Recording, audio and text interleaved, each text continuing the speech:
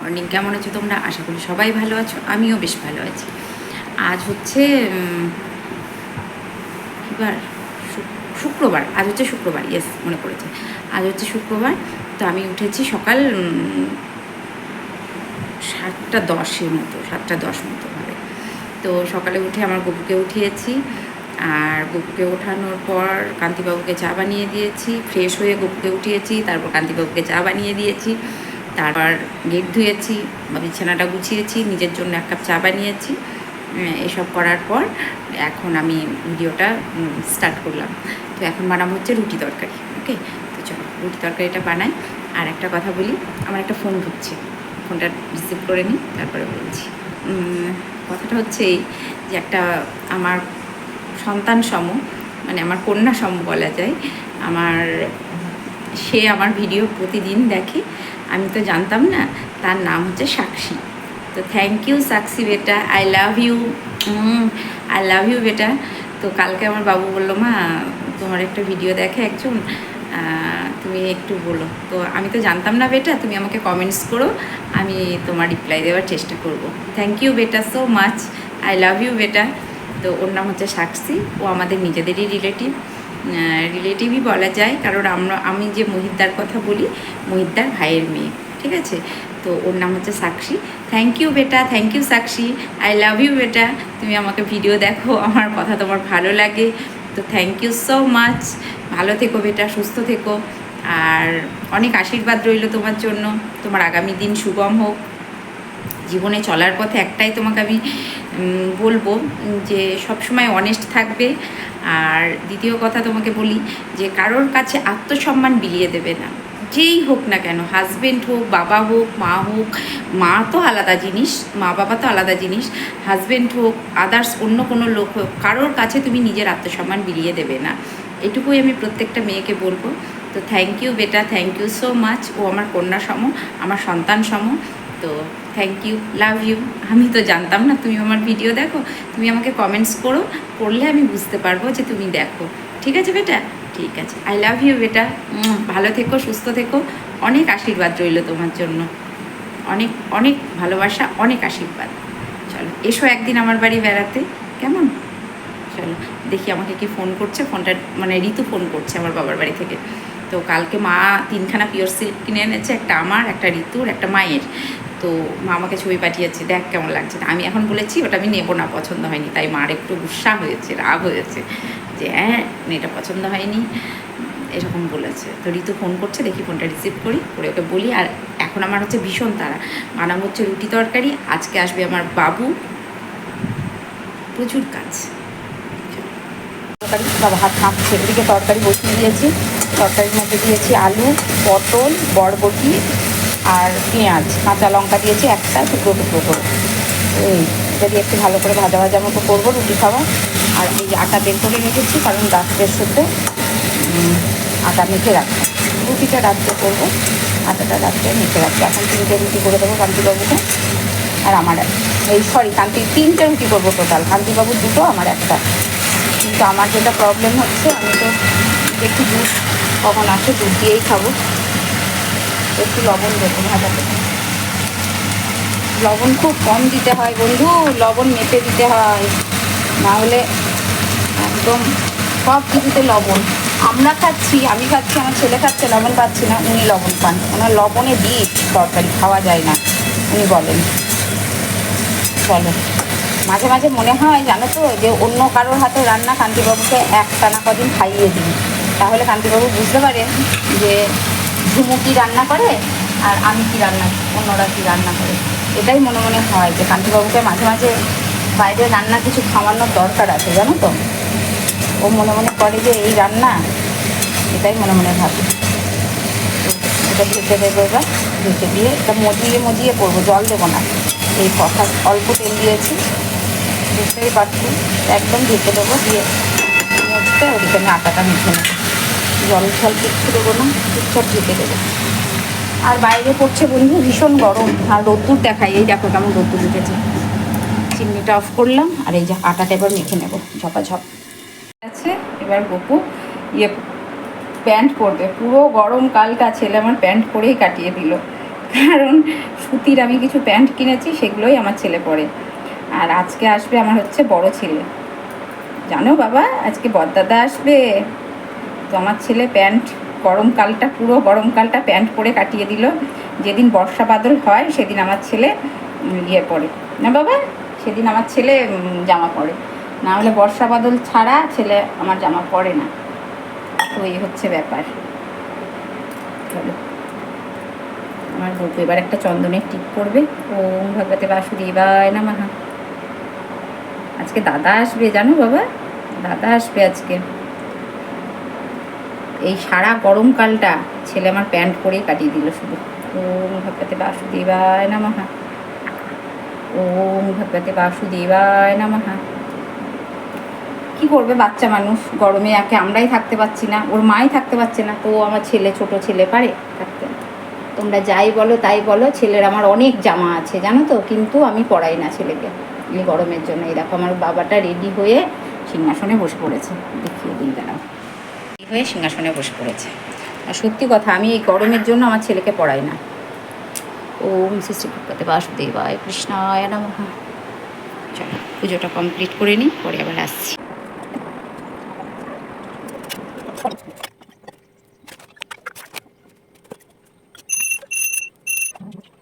প্রথমে এটা দেখা, এটা হচ্ছে গোপুর ভোগ, গোপুর প্রসাদ। ভোগ দর্শনে দুর্ভোগ কাটে। গ্লাসটার অবস্থাটা মাজতে হবে গ্লাসটা, তাই ভোগ দর্শন করিয়ে দিলাম। চলো, আর রান্না করেছি হচ্ছে, সকালে করেছিলাম এই যে সেই একটা চচ্চড়ি, সব কিছু দিয়ে ওটা রয়েছে। এখানের মধ্যে দিয়েছি ওল ভাতে আর করলা ভাতে, আলু ভাতে। আর এটা করেছি, ওই ওই জল পড়ছে, এটা করেছি আলু ফুলকপি, দেখা যাচ্ছে না অন্ধকার, আলু ফুলকপি মাছ সব কিছু দিয়ে একটা তরকারি মাখা মাখা করে। এই যে এটা করেছি, আর কিছু না, জাস্ট এগুলো। আগে ধুই, না ধুলে বলবে কই হাত ধুলে না, তো হাত ধুলাম। ইট ফাত আমি রাখি না গো, কারণ আমারও সংসারে আয় লক্ষণ আছে, আমারও সংসার। সকালে গপুকে দিয়েছিলাম বাতাসা, তো সেটাই ছিলাম। আর আজকে বলেছিলাম ওর বাবাকে, যে ছেলেটা আমার কদিন থেকে ভালো মিষ্টি আমি খাইনি, তুমি একটু নিয়ে এসো। বললো ঠিক আছে, নিয়ে এসেছে। আর এখন আমার অবস্থাটা দেখো, অনেকটা পরে আসলাম তোমাদের সামনে, কারণ আমি কাজ করছিলাম। আর আমাদের ঠাকুরঘরটা এতটাই গরম না, মানে বলে বোঝাতে পারবো না, এতটা গরম। আর যেহেতু ফ্যান অফ করে পুজো দিতে হয়, না হলে প্রদীপটা নিভে যায়। তারাও ফুলটা খুলি নেই। হ্যালো ফ্রেন্ডস, শুভ দুপুর। এই যে খাওয়া দাওয়া কমপ্লিট হলো, আর গরম, প্রচণ্ড গরম, চুল আটকিয়ে গেছে, প্রচণ্ড গরম। খেলাম দুটো, খেয়ে দিয়ে এই বসলাম। বাপরে বাপ, প্রচণ্ড প্রচণ্ড গরম, বাইরে রৌদ্রের তাপ প্রচুর। আর খেতে খুব কষ্ট হচ্ছে, খুব কষ্ট করে একটু খেলাম ফেনা ফেনা ভাত, প্রেশার কুকারে, ওই জন্য ভাত করছি কদিন থেকে। তো আমি একটু এবার শোবো, ঘুমাতে ঘুমাতে আমার ছেলে চলে আসবে। ছেলে আসলে তো দুজনে খেলাম কান্তিবাবু আর আমি। প্রচণ্ড গরম বাইরে, প্রচণ্ড রৌদ্রের তাপ, মানে মনে হচ্ছে যেন সেই জ্যৈষ্ঠ মাসের রোদ্দুর, এত মানে রৌদ্রের তাপ, আর এত ঘাম হচ্ছে। মানে সকাল থেকে 4খানা নাইটি কাঁচা হয়েছে, ঘামে ভিজে যাচ্ছে, ছেড়ে ফেলছি, কারণ এর আগে ঘাম বসে বসে বেশ ঠান্ডা লেগে গেছিলো, তো সেটাই। আর বিকেলে কাজ আছে অনেক, কী করবো দেখি, অনেক কাজ আছে। সকলের ঘর দোয়ার ঝাড়া ঝুড়ো কমপ্লিট, আমার এখন কিচ্ছু হয়নি, তবে আমি টুকটুক করে করি, আমি একবারে অত পারবো না, এই আস্তে আস্তে করি। আর পরিষ্কারই আছে, কি এমন নোংরা আছে, চলে যাবে। চলো, আজকে সিঁড়িটা পরিষ্কার করেছি, তো টুকটুক করে করছি, এবার একটু রেস্ট করবো। Hello hello hello, good evening good evening good evening. এখন আমি এসেছি চা বানাতে। আমি একটু ঘুমাচ্ছিলাম, ঘুম থেকে উঠে সন্ধ্যা দিলাম, সন্ধ্যা দিয়ে যা রুটিন আমার, এসেছি চা বানাতে। তো ছেলে আসবে, কখন আসবে বুঝতে পারছি না, চা পাতা দিয়েছি চায়ে। আর আমি স্নান করতে যাওয়ার আগে, ওই যে প্রদীপ জ্বলছে ঠাকুর ঘরে, আমি স্নান করতে যাওয়ার আগে সমস্ত ঘর বাড়ি পরিষ্কার করে যাই। শুধু থাকার মধ্যে বিকেলবেলায় একটু ঘুমোই। আজকে সিঁড়ি ফিড়ি সব পরিষ্কার করেছি, মুছতে হবে, মোছাটা হয়নি, তো একটু ঘুমোই। তার মধ্যে কি করে কি জানি, ওইটুকু টাইমের মধ্যে, যেহেতু তুলসী তলার প্রদীপ জ্বলছে, ওইটুকু টাইমের মধ্যে না নোংরা হয়ে যায়। কি করে নোংরা হয় বুঝতে পারি না, ঘুম থেকে উঠেই দেখি নোংরা। আর আমার এই সাদা ইয়ে তো টাইলস, যার জন্য একটু নোংরা পড়লেই বোঝা যায় যে নোংরা পড়ছে। আর কিসের একটা বাজনা বেরিয়েছে, তো সেই বাজনাটা বাজছে, ঠাকুর বেরিয়েছে মনে হয় সম্ভবত। তো আমি এখন চা বসিয়ে দিয়ে এসেছি। ভীষণ গরম বন্ধু, ভীষণ গরম, ভীষণ গরম লাগছে। দেখি ছেলের অপেক্ষায় রয়েছি।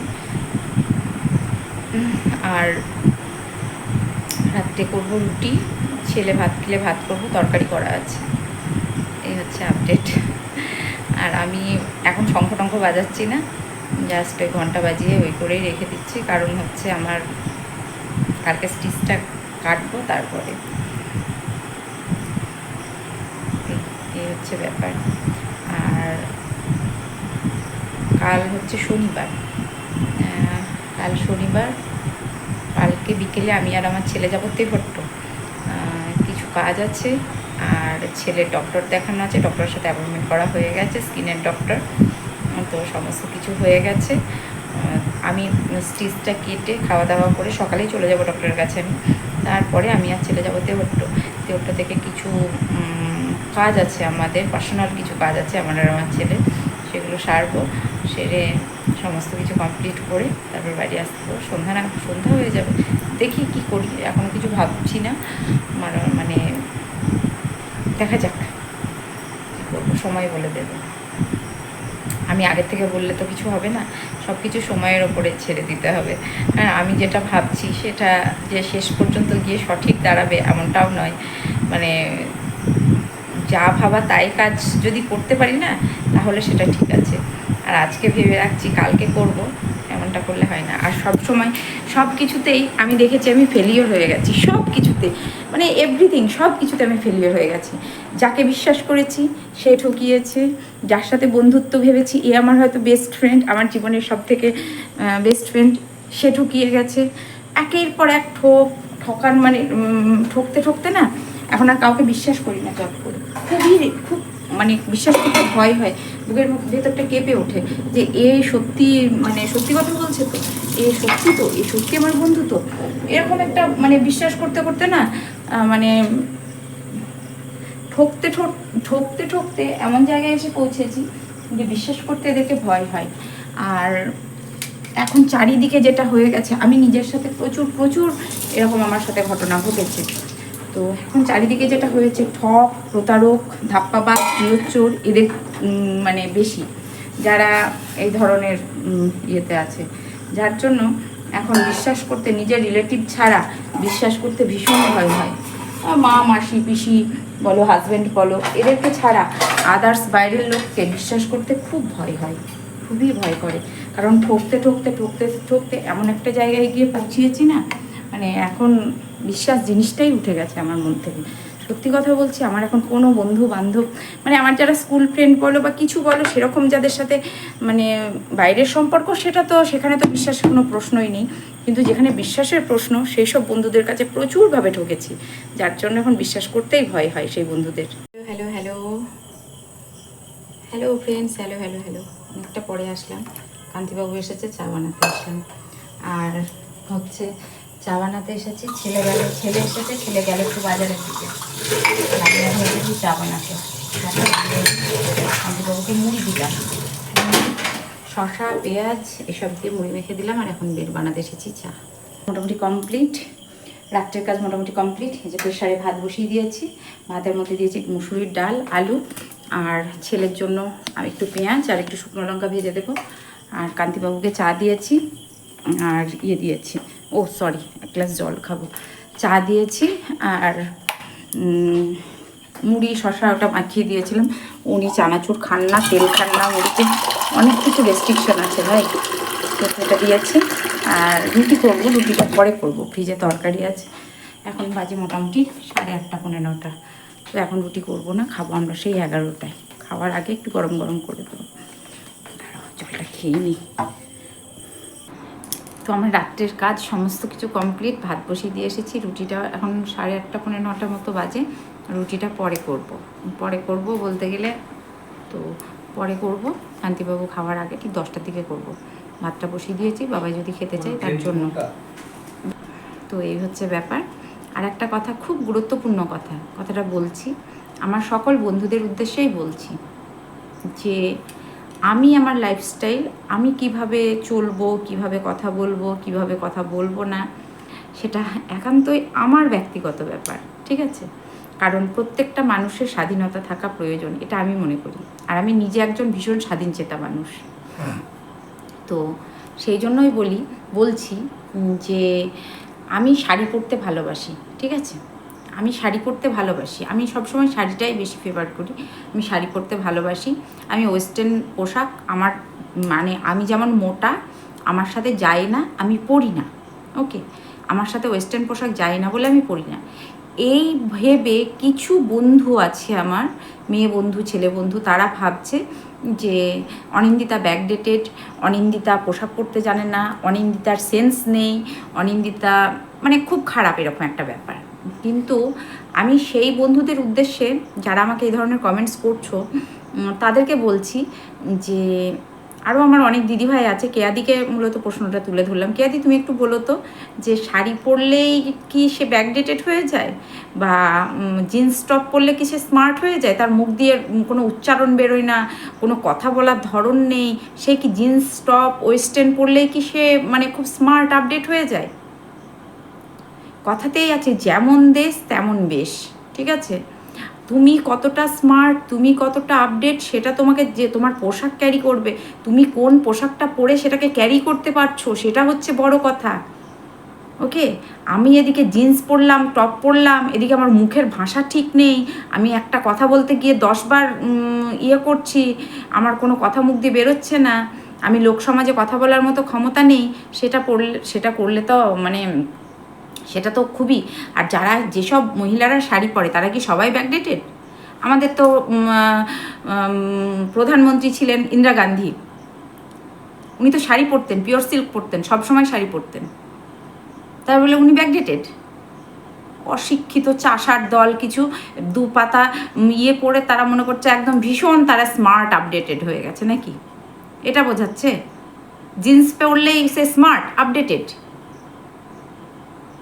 একটা তো কথা বলার ক্ষমতা নেই, একটা তার না আছে সংস্কৃতি, না আছে কালচার, না আছে মানে কোনো বিষয়েই জ্ঞান নেই, কোনো বিষয়, ইভেন মানে কোনো যে আজকে যে সমাজতন্ত্র যেভাবে চলছে বা সামাজিক যে সে বিষয়েও তাদের জ্ঞান নেই। শুধু জিন্স টপ পরলেই সে স্মার্ট, অনিন্দিতা শাড়ি পরে, অনিন্দিতা মোটা, অনিন্দিতা অমুক, অনিন্দিতা তমুক। আরে ভাই, অনিন্দিতার টাকাতে পড়ে, অনিন্দিতার মতো থাকে। অনিন্দিতা তো কাউকে বলতে যাচ্ছে না যে সে জিন্স পরে, সে টপ পরে, সে এই পরে ওই পরে। অনিন্দিতা তো বলতে যাচ্ছে না, অনিন্দিতার মতোই থাকে। আমার যেটা ভালো লাগে আমি সেটা পরি।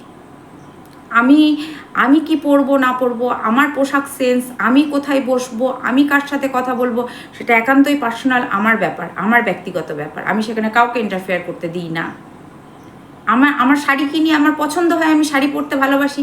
হ্যাঁ, আমি মোটা তো কি হয়েছে? মোটারা কি মানুষ না? কেউ যদি স্লিম হয়ে বলে সে স্লিম, হ্যাঁ আমি মোটা তো কি হয়েছে? মোটারা কি মানুষ না? অনিন্দিতার বাবার অবস্থা খারাপ ছিল, তাই অনিন্দিতার অল্প বয়সে বিয়ে দিয়ে দিয়েছে। এগুলো কি ধরনের কমেন্টস এগুলো? আমাদের জেনারেশনে যারা বনিদি বংশে যারা বিলন করেছে, সেই সময় আমাদের জেনারেশনে যারা বনিদি বংশ থেকে বিলন করেছে তাদের মাধ্যমিক পাশ করেই বিয়ে দিতে হতো। আর ইভেন আমার বিয়েটা ঠিক করেছিল আমার দাদু, ঠিক আছে?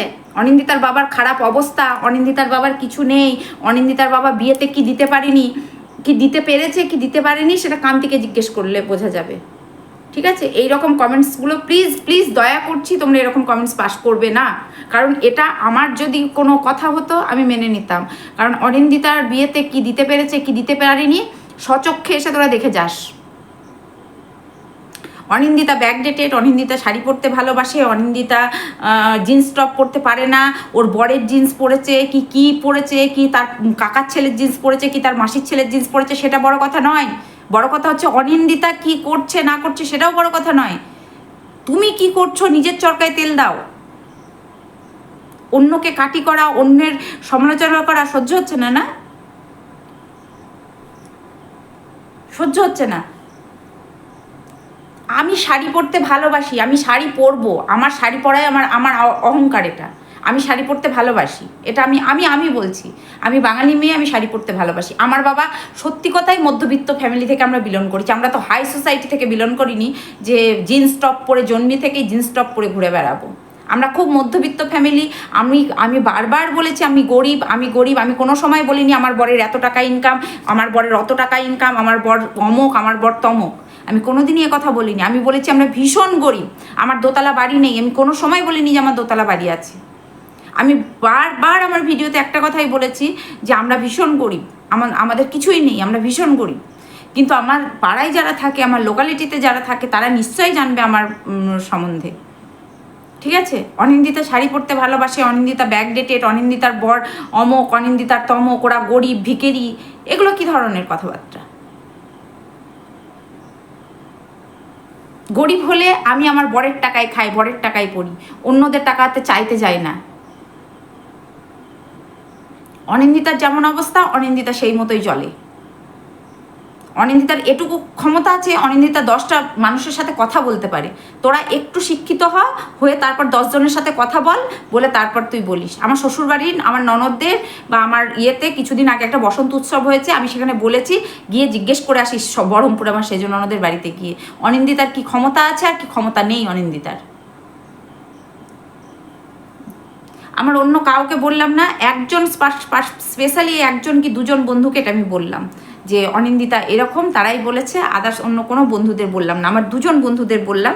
সেই 2 জন বন্ধু যারা আমাকে নিয়ে দিনরাত গসিপ করছে, মানে আমার হেটার্স, ওদের কাছ থেকে আমি হেটস কমেন্ট পাবো এটাই আমি আশা করি। ওদের কাছ থেকে কোনোদিন ভালো কমেন্টস পাবো না। ঠিক আছে? সেই বন্ধুত্ব যতই ওদের জন্য করো না কেন, ওরা কোনো দিন তার মূল্য দেবে না, কোনো দিন মূল্য দিতে জানে না, তারা কোনো দিন মূল্য দিতে জানে না। সেই 2 বন্ধুকে বললাম আমি অন্য কাউকে বলিনি। আমি 2 জন বন্ধুকে বললাম যে যারা আমাকে সবসময় নিয়ে আমাকে নিয়ে নেগেটিভ কমেন্টস করছে, আমাকে নিয়ে সবসময় সমালোচনা করছে দিনরাত আমাকে।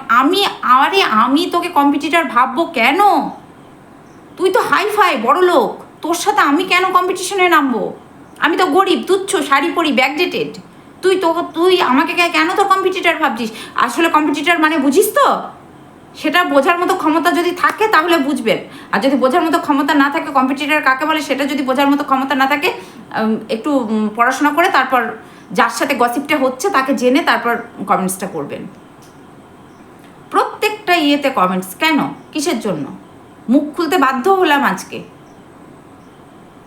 ওকে বাই, চলো সবাই ভালো থেকো। আমার যারা বন্ধুবান্ধব আছে প্রত্যেকে ভালো থেকো, প্রত্যেকে কারোর জন্য কমেন্টস না। যারা হেটার্স, আমার পার্সোনালি যারা হেটার্স, তারা আমাকে হেট করছে, তারা আমাকে যে কোনোভাবে আমাকে ডাউন করার চেষ্টা করছে, সেই বন্ধুদের জন্য এই কমেন্টসটা। চলো আজকের মতো আসি, টাটা, লাভ ইউ অল, সবাই ভালো থেকো, সুস্থ থেকো। আমার 2 জন বন্ধু যারা এই কমেন্টসগুলো করেছে তারা নিশ্চয়ই বুঝতে পারছে কাদেরকে আমি বললাম, তারা নিশ্চয়ই ভিডিও দেখে, নিশ্চয়ই বুঝতে পারবে যে কাদেরকে বললাম। কোনো নাম উল্লেখ করলাম না। সবাই ভালো থেকো, টাটা।